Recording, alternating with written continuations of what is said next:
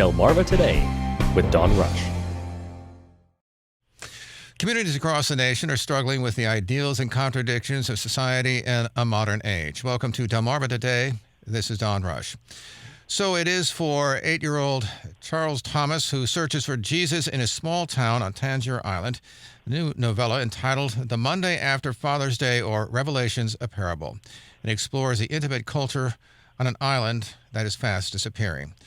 The author, Pete Fortenbaugh, is said to have the Chesapeake and its rich cultural history in his blood. His family reaches back to 1693 on the Delmarva Peninsula, and we have him on the phone this morning. Welcome to the program. Hi, thanks for having me. So, first of all, what was your inspiration for writing this book? Well, I've been writing about this fictional island called Johnsontown for about 10 years. I spent a lot of time on the water and seeing erosion firsthand. I've spent a lot of time in the marshes of Dorchester County, where I go frequently, and it's just happening so fast, both erosion and sea level rise, that it really spoke to me as a theme to write about. So describe this town for us. So the island of Johnsontown has about roughly 400 people, 400 residents. It is predominantly made up of watermen and their families because it's so isolated out in the marshes of Dorchester and out in the Chesapeake Bay that there are very few other ways to make your livelihood. And so people are tough. They're committed to remaining on this island where their ancestors have been for 400 years. And it's also a very tight-knit community. People are looking out for each other. They're interrelated in so many ways. And so it's a really interesting community to write about. Because I think I saw a quote of you which you said that I feel that Johnsontown is a perfect petri dish to explore the complex dynamics of small community life in the face of an ever-changing world. Sort of elaborate on that and this idea that the world is changing. I guess in the case of the island, of course, it's sea level rise or climate change. Yeah, indeed. So my fictional island, I tried to model it off small town America in a lot of ways. So there's an African American community and a white working class community, and there are very few opportunities for people. You pretty much either work the water or you have a job at a store or in the little island school. But other than that, you're pretty limited. So young people are constantly leaving. The population is shrinking. And like much of rural America, this way of life that has existed for centuries is disappearing. And then throw into that the impacts of climate change and erosion and sinking land, and these people are in pretty desperate straits. So let's focus in on the 8-year-old Charles Thomas. Tell us a little bit about him and the fact that he really sort of emerges at the beginning of this book out of this visiting preacher who talks about finding Jesus, that Jesus all around them, just a member of the family. I think at one point it says, you can find Jesus and he'll fix your problems is one of the prayer voice that Charles has.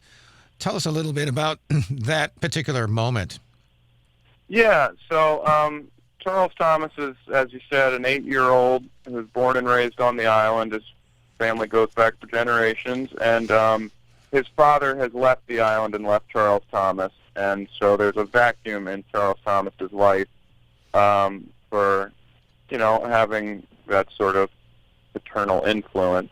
And so there's a preacher, a Pentecostal preacher, that comes and visits their small church and gives Father's Day sermon that really speaks to Charles Thomas, that Jesus is all around him and that it's up to him to find Jesus.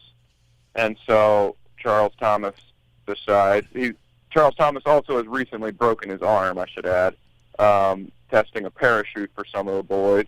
And so he sets out on a day around the island looking for this figure of Jesus to fix his arm and to bring back his father, potentially.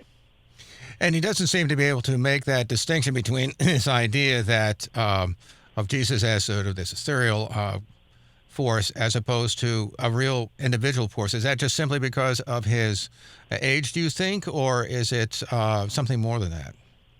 I like to play a little bit with the ambiguity of that question. Certainly his age and his innocence are a big part of it. Also, he's simply raised in a world where God and Jesus are constant topics of conversation. They're a part of everyday life. The island is a very religious place. And so Charles Thomas has never really had to question whether God is somehow distant from him. It's all God and Jesus have always seemed very immediate to him. Because I think one of the characters, I think it's Marcia, I think, talks about how that not a day goes by that she doesn't talk to him, and that somehow Jesus is here and not here. That she seems to have this sort of personal relationship, obviously, with Jesus. And on the other hand, he thinks that this somehow proves that there's something corporeal about this figure. Yeah. I think for Charles Thomas, there is an immediacy to God. There is a direct relationship that people around him model as having with God, and so or Jesus, and so he thinks he can find him and get some miracles done. He's in need of a few. It also seems to be loaded with this sense of sin or guilt, which seems to pervade all the way through in his various encounters as he tries to find, and sometimes things he identifies some people perhaps as potential Jesus, only to be disillusioned. But there's a theme underneath in which there's a sense of guilt or sin that he seems to carry with him at a very young age. Yeah, indeed. I think that is a burden that is placed on a lot of young kids who are raised within the church, in that they have this very real vision of God or Jesus, and are very concerned that their small everyday actions will have repercussions, even something so small as spilling a can of paint and running away from that sin. God is always watching, and if you're trying to get some miracles done, you better walk the line. And as a matter of fact, one of the things that strikes me is that he seems to always be kind of bouncing up against, I guess maybe perhaps the hypocrisy of the town and its people. That they're clearly some of them are telling him obviously that Jesus doesn't exist in terms of being alive, but they seem to be violating religious principles or ethics or what have you. I mean, it does seem in the search he seems to be pushing up against the hypocrisy or the reality, as it were, of society in general. Yeah, indeed. No one is perfect and no society is perfect, and I think religion often expects you to be or demands you to be, and he's constantly seeing how people fall short, and yet I think the characters that he runs into are filled with redeeming beauty as well. So yeah, it's definitely playing with that hypocrisy, but also hoping to shine a light on some of the better qualities of humanity at the same time. Can you make an example of that of someone, one of the characters who obviously is violates this or is sinful on the one hand, and yet on the other hand is a redeeming quality? Yeah, so you mentioned his brief interaction with Marcia, who she and her boyfriend Calhoun are fairly hooked on opioid drugs, and that's something that both these waterman communities struggle with and much of rural America struggles with. And she is described as being sort of rough and physically broken down, but she has this really sweet moment with Charles Thomas where she tells him but she doesn't go to church because of the hypocrisy of church, and yet she has a direct relationship with God nonetheless. And they have a sweet moment together that sort of inspires Charles Thomas to keep up the search. Yeah, Charles Thomas also seems to doesn't not get a lot out of the Bible itself. I mean, Uncle Furry, for instance, he starts quoting from the Bible, and I think at one point, I think there's a phrase: "His words are all mixed up." So he's hearing these words, and yet they don't sink in. His mind begins to wander. Tell me a little bit about that, because particularly a lot of sermons are built on these kinds of phrases.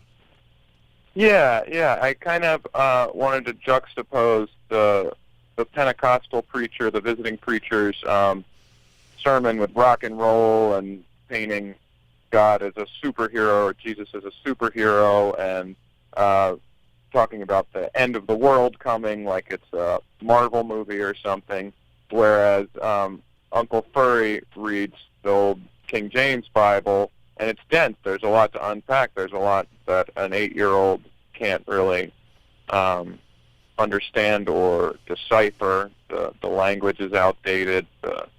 It's just a lot more difficult than this sort of more televangelist version, this gripping way of telling the story. And so he's struggling to. That's part of the reason that he has so much trouble understanding Jesus, is because there's a great deal of confusion when he goes to the Bible itself.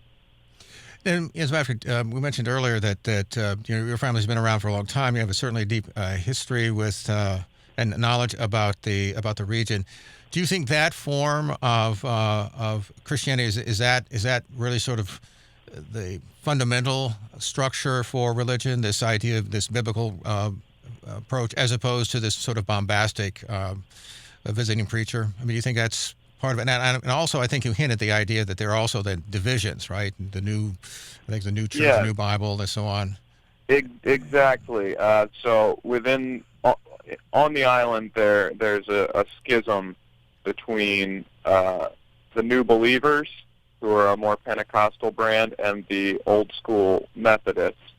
And it's sort of meant to play on how religion branches, and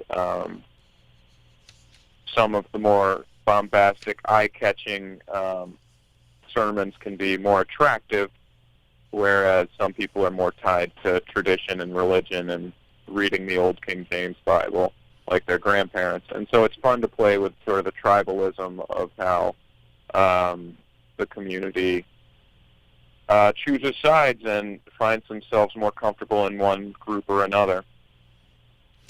Now, of course, there's this incident with the visiting preacher again when he sees the preacher having sex with this island high school girl. Tell me a little bit about that, and then Charles's reaction to it. I mean, at first he doesn't really understand it, and does he? In the end, does he realize what's the hypocrisy of what's he's seen, or what sense do you get about that? Yeah, so it's sort of a funny moment where Charles Thomas is on the run from some of his sins once again, and he hears a noise through a window and climbs up on some cinder blocks to peep through the window, and he sees this visiting preacher who he's come to idolize committing a far greater sin than anything that Charles Thomas has done throughout the day, in having sex with a high school-aged girl. So it's playing with that hypocrisy that often comes with religion, and it also, for me, was a moment to sort of shift Charles Thomas's utter faith in what he had been told all his life and what the visiting preacher was telling him, and sort of a way to begin his road to disillusionment with actually finding God. And to answer the other part of your question, I think Charles Thomas runs away again and runs into some older kids on the island who sort of make it clear to him what sex is and what was happening, and it's quite a heavy revelation for him to understand that, grapple with it.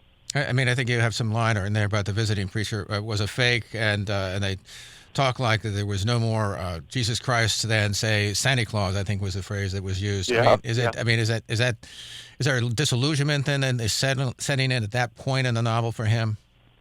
Yeah, it was important for me to have him really question deep down these things that he had always taken for granted. I think it's an important part of the book, and it also helps to set up the ending, which I won't fully disclose. But I thought that him questioning those values that he had taken for granted for his whole life and the whole book was important. Now, finally, of course, he meets up with, I guess, Abe Johnson and the librarian and so on, and he comes to grips with his father. Tell us a little bit about that. I mean, in his reaction to it, what is he thinking here when he ultimately, I guess, screams and gets angry and so on? Yeah. So I think Charles Thomas doesn't process things well emotionally throughout the book. That he's constantly being told that he has to be a man, that he has to be tough, that he can't cry, that he just has to show a tough, manly exterior. And I think that's something that's put on a lot of young boys that is internalized for the rest of their lives. And so there's this moment where Abe Johnson, the librarian, realizes sort of what is going on with Charles Thomas and tries to open him up emotionally to understanding his father and his father's past by showing him pictures of his father in old yearbooks where his father was around the same age as Charles Thomas, and trying to have a more open emotional conversation. And Charles Thomas just sort of shuts down and flies into rage rather than processing those complex emotions. And as this particular incident also then raises the underlying issue of racism. Tell me a little bit about that when he ultimately utters the N-word. I mean, what is he doing there? I mean, and how does the society and all of its prejudices then fit into this sort of anguish that he's feeling? Yeah. So as I mentioned earlier, my fictional island does have an African American community and a white community, and at times people live really well together, and at times there are underlying structural racism issues.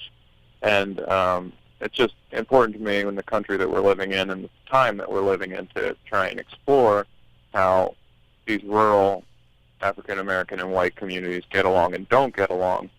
And so throughout the book, there are hints of racism or anecdotes that are quite racist told by white characters. And I sort of wanted to look at how Charles Thomas internalizes those belief systems and ultimately acts on them out of just blind rage and not being able to adequately control his emotions or deal with tough issues. And I think that that's something that we often see racism coming about as reactionaryism, and there's a lot of fear and hatred that aren't dealing with the true complexity of the issue. They're just knee-jerk reactions. I mean, he does seem to be, as you tell the story, and right, there's various incidents that he seems to sort of accept that, well, this is the way things are, this is how people are viewed, that he's not necessarily deeply questioning the sort of overall social milieu, as it were, when he's going about, because after all, he's only 8 years old. Yeah, exactly. Just as with how he takes Jesus as being a real person on the island as fact, he also just accepts these social structures without questioning them. They're just the way that the world is.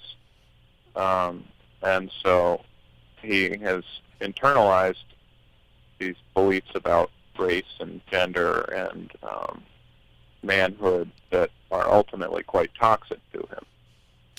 So in terms of this this village that you talk about, this island you talk about, how much does it reflect what you've seen on the various islands and in the various communities then that you certainly become acquainted with here on the shore? Yeah, yeah. So there's smatterings of all these different places packed into it. I definitely got a lot of great anecdotes and just friendships that informed me. And so it's trying to not be any one place on the lower shore, but sort of an amalgamation of them all while simultaneously being its own place that better represents America as a whole, or rural America as a whole. So it's sort of juggling all of those things. It does seem as if you're capturing the disappearance, though, of a culture and a world. I mean, here on the peninsula, and certainly, I guess, true to some extent on the islands, but certainly on the peninsula, we're seeing a major shift going on demographically. We see far more people now coming to the shore than ever before. A lot of retirees. They certainly opened up the shore a bit with the bridges and so on.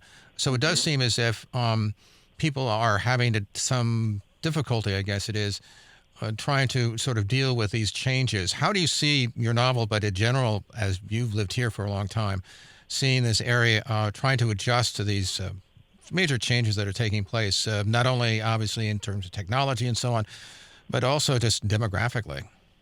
Yeah, it's funny. It's something that I always want to put into my island, but at the same time, it's not a good place to buy real estate. So a lot of times when you go to these small islands, they aren't experiencing the same sort of demographic shift or people getting priced out of homes the way they are in my hometown of Chestertown or in many small communities, say Rock Hall or St. Michael's and Oxford. My family's all from Oxford, and it was an intense watermen's community when my father and grandfather were growing up, and now nobody can afford to live there from that, or very few people can afford to live there and continue that lifestyle. But the issue with my island is it's so swampy and marshy, and it's disappearing so fast that real estate isn't worth a whole lot. So it's hard to play on that dynamic that I'm constantly observing in Eastern Shore society. Well, the islands themselves. I mean, I think about Tangier because I've read a book about it, in which the island is basically disappearing island. Yeah, exactly. And, great book. Yeah, and really captured. I mean, I have to admit, really captured many of the individuals who on the island. But there is this kind of this sense that the island or their world, in short, I mean, is closing in on them. People don't necessarily stay on these islands. They move away, particularly like the children and so on, to find better lives and that kind of. I mean, are we losing a culture? Do you think here? I think it's eroding simultaneously with the islands themselves, and it's hard to say whether ultimately migration will put an end to these communities before sea level rise and erosion. But certainly there's fewer and fewer young folks sticking around and following in the footsteps of their ancestors, just because it's such a hard road to walk. It's a really hard lifestyle, and so it's hard to know whether ultimately the populations will just sort of crumble before the land does. Do you get a sense that they realize that this change is coming, or are they in denial? What sense do you get about how they view the world? It's a mixed bag. A lot of people don't want to say that that's the ultimate fate. And the way I look at it, it's like if a family member of yours is dying of cancer, you don't want to admit that all hope is lost. You want to carry on believing that there's a solution. And so there are construction projects, there are new jetties being built, and people are raising houses and doing everything they can to continue their lifestyle.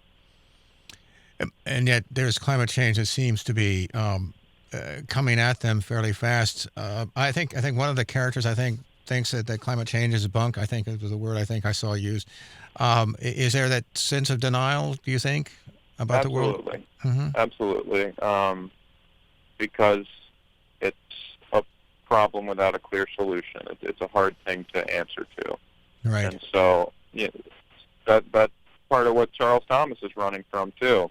Throughout the book, he's running away from his problems and trying to deny his problems. And there's just a lot of that, because when you've got such a unsolvable problem, it's hard to look straight in the face.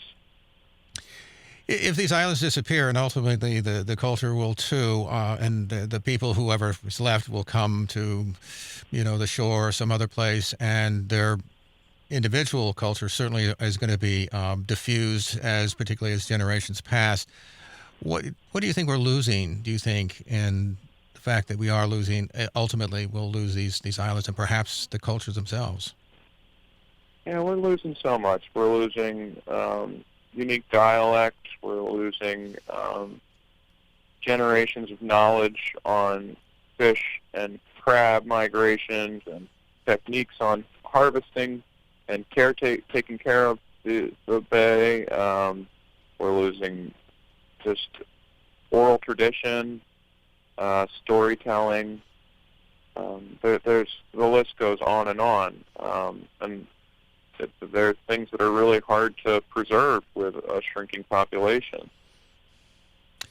Do you have any hope that for these people? I mean, or is there fake consign? What do you think? I constantly see signs of resilience and a refusal to surrender that buoys my spirit greatly. And I just hope there's enough of young folks like me that keep on doing it. So, so you're going to stay around? Is this your home? You're going to stay? Yeah, I'm around for the time being. I've been kind of home since the pandemic. I've done a lot of living abroad. I'm a teacher as well, so I've been traveling for many years. But I'm happily home right now and doing woodworking and doing writing and restoring an old house, and got a whole bunch of interesting stuff going on. So I'm happy to be home on the shore. Are you got another book ahead? Yes, absolutely. There's a collection of short stories. So I've been working on the island of Johnsontown for a decade, and there's dozens of short stories. There's another novel. There's a play. There's a ton of material out there that's already written. And so my publisher, Miss Nancy Robson, and I are right now starting to work on putting together the next collection of short stories, which will hopefully be coming out in 2022 or maybe the beginning of 2023. Well, we've been speaking with Pete Fortenbaugh. He has written a new novella called The Monday After Father's Day, or Revelations, a Parable. And we appreciate you taking the time to talk with us this morning. Oh, thank you so much, Don. I really enjoyed it. This has been Delmarva Today. I'm Don Rush. Thanks for listening.